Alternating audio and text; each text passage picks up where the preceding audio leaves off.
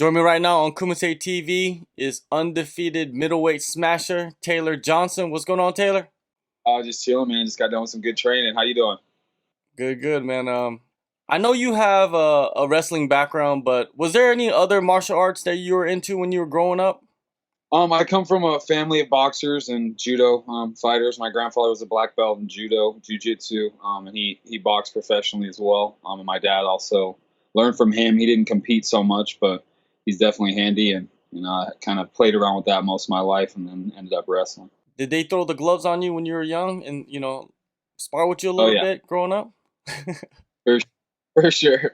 You can't be a Johnson and not know how to use your hands. So. So I guess that's where you get your I guess your natural ability to find the chin, right? Yes, sir. Yes, sir. I got that from my dad and my granddad. All right, Funny. so how was the transition to MMA? Was it pretty easy since you did grow up doing all those different types of martial arts? It was very easy. It's something I don't know, my style of wrestling too. I don't know. You see some guys that they're very good wrestlers, but the style that they choose to wrestle, whether it be defensive, whatever, some guys are offensive, top wrestlers, different stuff.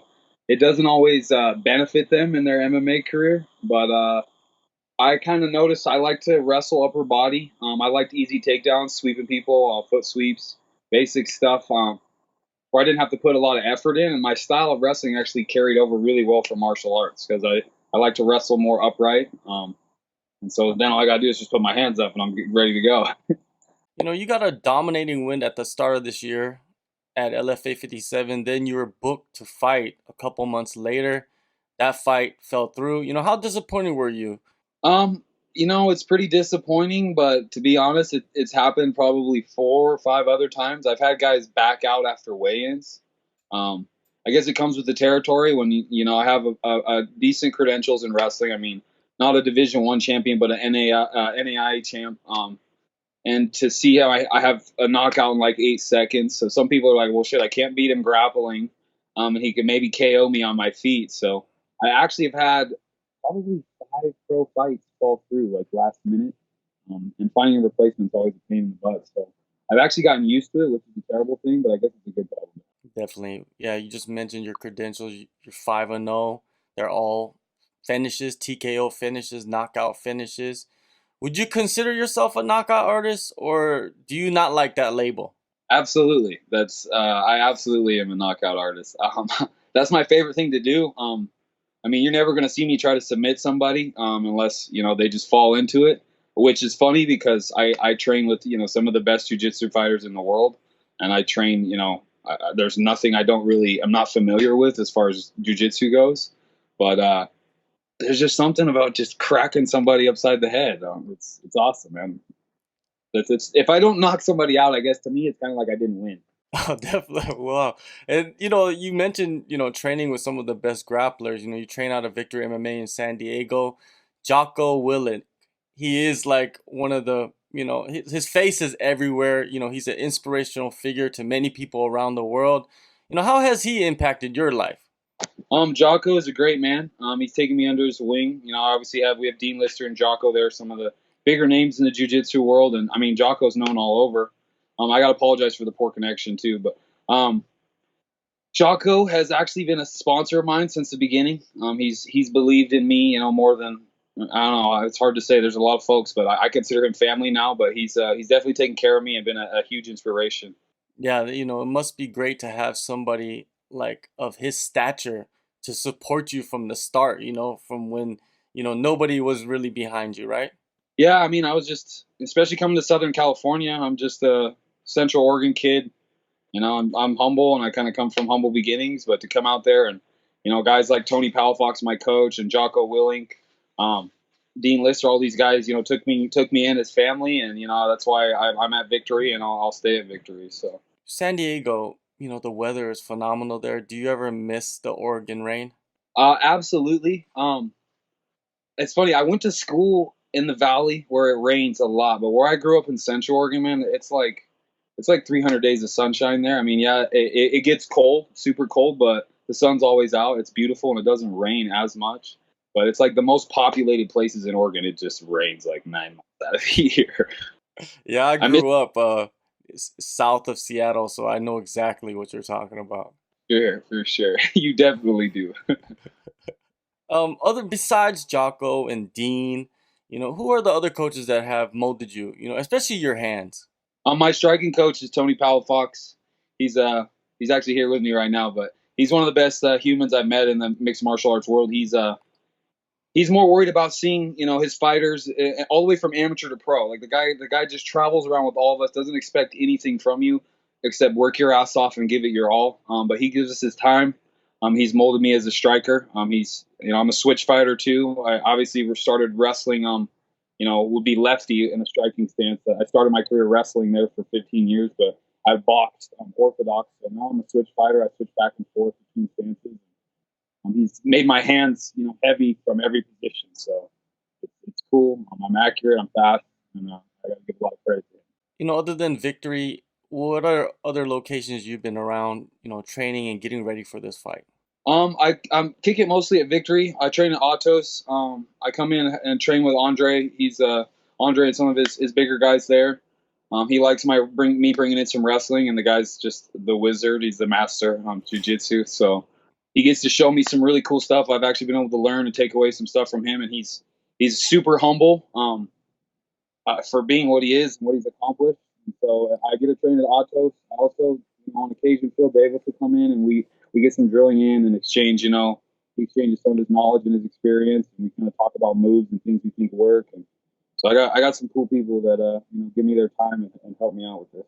You're going to Vegas. You're facing Andre Muniz on the Contender series. He won a decision during last season, but didn't get the contract. Did you get the chance to watch that fight? If so, what is your breakdown of his skill set? I got to watch. I don't know when I was watching it on UFC Fight Pass, it only would let me watch I think like a minute and a half or two of each round. But I mean, from his fights, what I've seen, he's not the most technical striker.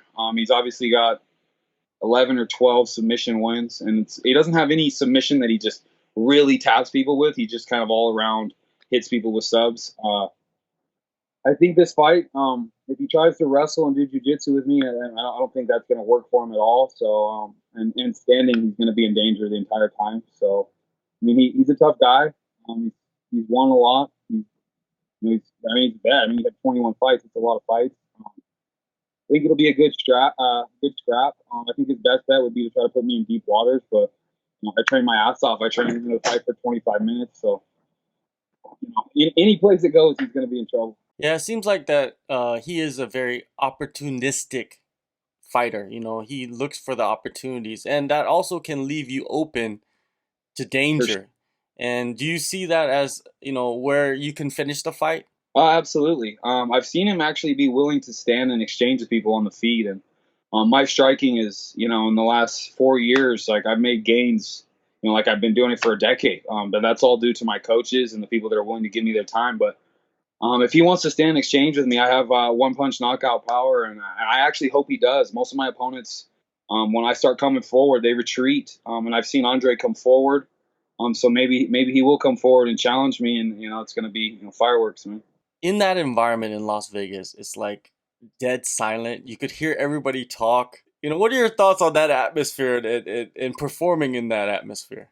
Honestly, like I've thought about it a little bit. I'm like, yeah, it's kind of awkward, but it's just like sparring. I mean, we have a cage at Victory. We get in the cage and it's quiet and it's just me and another dude or a couple dudes rotating in, and I think it'll be actually a more comfortable environment. You don't get to feel the excitement of the crowd, but what's funny is I have like 50 people trying to hustle down here and be the first in line to make it and support me, which is awesome. But I kind of like that.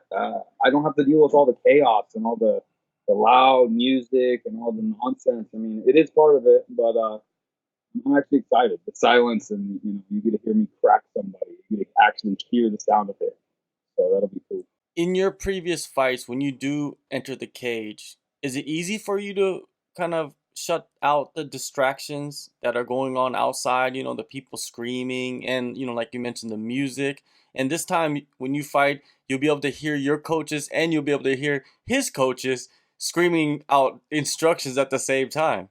Yeah, it'll be cool, man. I don't know. I go as deep as I can within myself.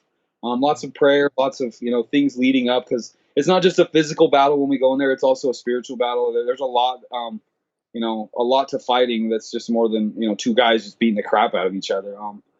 But I try to close everything out. I mean, I've obviously competed at the a very high level in wrestling, so I'm used to being out there on the podium in front of everyone competing. So I'm used to that. But it's I don't know. It's funny, man. You just kind of go, you just go with the moment and you just go handle business.